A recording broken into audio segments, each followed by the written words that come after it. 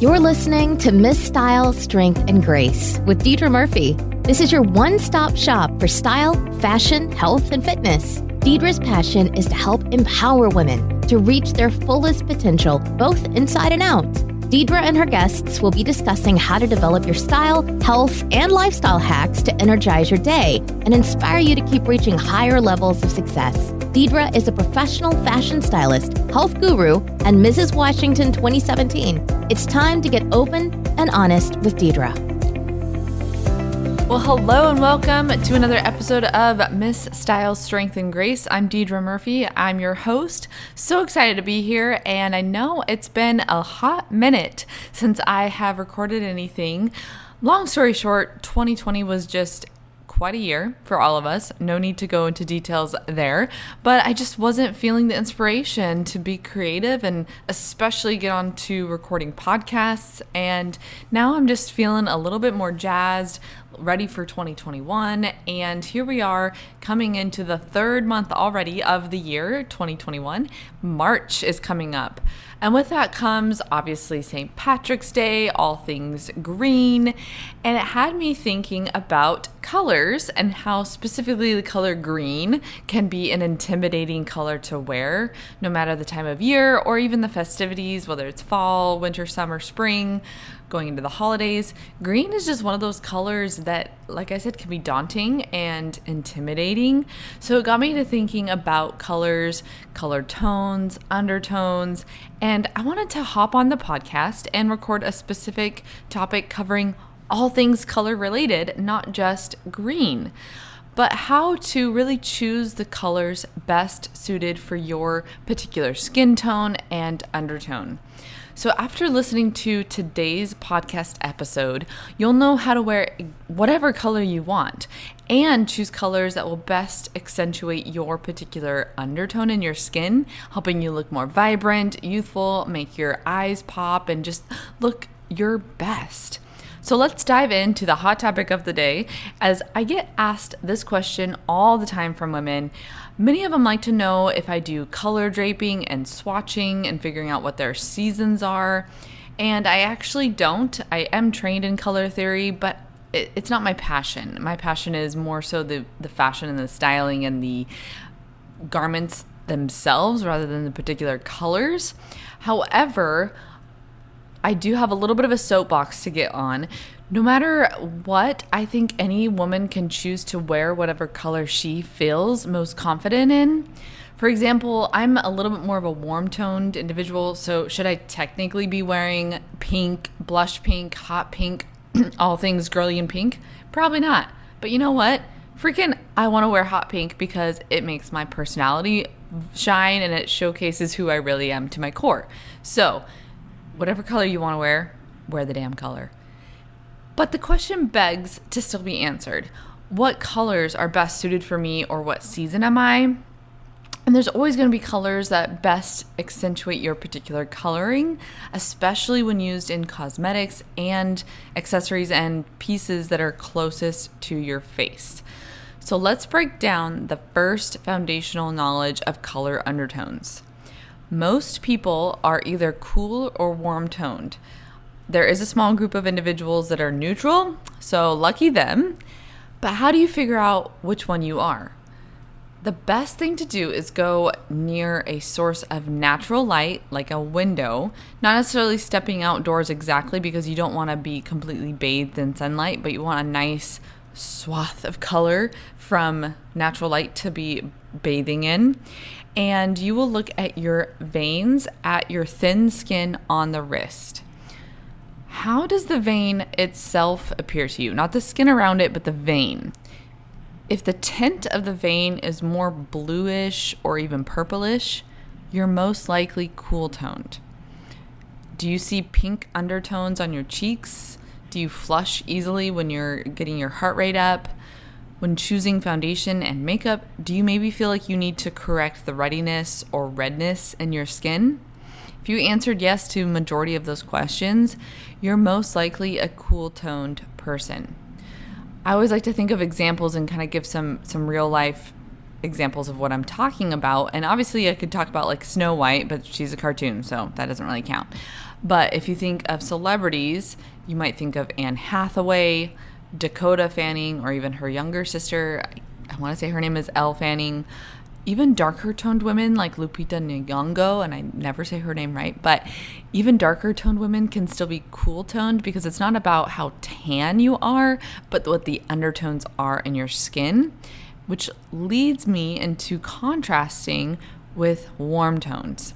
So if you look at your same veins on your wrist and they appear more green, you're most likely a warm toned individual, or if they even have a yellow tint to them. So maybe you feel like you have a yellowish undertone to your skin, maybe even feel there's like a green or olive cast to your skin tone, then you're most likely a warm-toned individual. Some celebrity examples I love to give are Eva Longoria, Blake Lively, Jennifer Aniston, even over to like Kim Kardashian. So for instance, those women vary on the spectrum from like light skin tone to dark skin tones, but it's the undertone itself that makes the distinction between cool and warm toned. And if you're just kind of like, I can't tell either, you might be a neutral tone. So lucky for you, you can kind of wear whatever you want. Now that you know your undertone, how do you choose colors best suited for you? Let's talk about the cool tones. Now, these are going to be the colors that will best accentuate your features. Blues, purples, cherry, or even like a fire engine cherry red. Tones that are more of a blue base.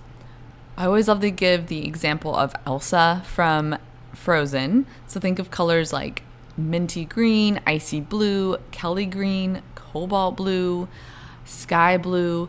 And when I say true tone reds, I mean the basic color red. If we look at the basic color wheel, there's only 3 colors on there, and that true red is going to be your best bet. Pastels can still be great for you as well, pinks. Then when it comes down to metal tones, usually your best bet for jewelry and metal tones will be a silver or a white gold base. I do have to say that this is not a hard and fast rule, but it's just something to keep in mind, especially when maybe giving some hints to your significant other for some jewelry. Just saying. Now, warm tones will best be accentuated with greens, olives, saturated yellows, sunny colors, things that maybe have like an earth tone to them. So words that might bring up the idea of heat, warmth. Things of colors like fire, goldenrods, golds, burnt oranges, greens that are more yellow-based like forest and earthy tones. Those will give you more of that warmth to your skin. For metals, usually a gold metal tone will be your best bet. But again, this is such a personal choice. For instance, like I said earlier, I'm more of a warm tone and have a yellow cast to my skin, so I usually prefer to wear gold jewelry, especially near my face and my neck. But my wedding set is white gold because I personally just love the look of diamonds set against silver or white gold, or even have some, I don't want to say hand-me-down jewelry, but pieces that have been passed down for me, generational pieces that are set in a silver tone, and I still like to wear those things because they have significance to my heart. But if I have an outfit on that might look better with silver jewelry, I'll still wear that. But it's just those things that I keep in mind when I'm picking like staple pieces or the items that I know I'm going to wear on a daily basis closest to my face. Then I do have a general rule when it comes to metal tones. You can still mix and match metal tones. Like the example I just gave with my wedding set, but I still wear gold near my face, especially when choosing jewelry and you want to kind of mix and match. As long as you do it in a way that makes it seem intentional, I say go for mixing metals. Especially it can be fun if you find a piece of jewelry that already has mixed metal tones in it. For instance, there's a jewelry designer named Jenny Bird. I've talked about her before. I talk about her in some of my blog posts, but she has some fun pieces that already do the mixing of metal for you, so it kind of makes it a no-brainer, and it's just fun. Now, the best thing about learning all of this is it empowers you to make smarter choices when shopping and getting dressed. Recently, I was in one of my favorite local boutiques, and they were having a major sale on sale, and the sales girl was really trying to sell me on a beautiful cashmere sweater by one of my favorite brands. And although the piece was gorgeous, it felt awesome on my skin. After trying it on, I contemplated getting it since I knew the piece was my style. However, it was a gray sweater, which is more of a cool tone. As I thought about it, I realized that the reason I didn't have any gray sweaters in my wardrobe is I hate the way I look in gray. I love it on others. I admire when a woman can pull off gray, as in silvers and silvery metal tones, and it just looks stunning on other women. But I just don't like it on myself. I always feel drab in it, and I feel like the life has been sucked from my face. And again, most likely because I have more yellow undertones, the gray is just too harsh on my features.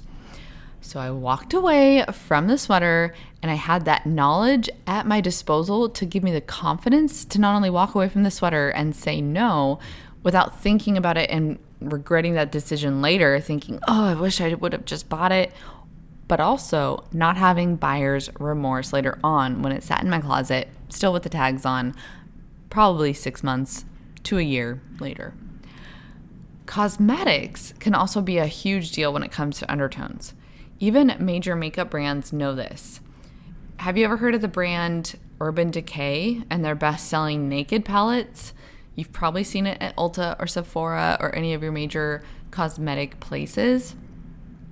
And they kill it when it comes to their Naked palettes, mostly because they have a Naked palette for every skin tone.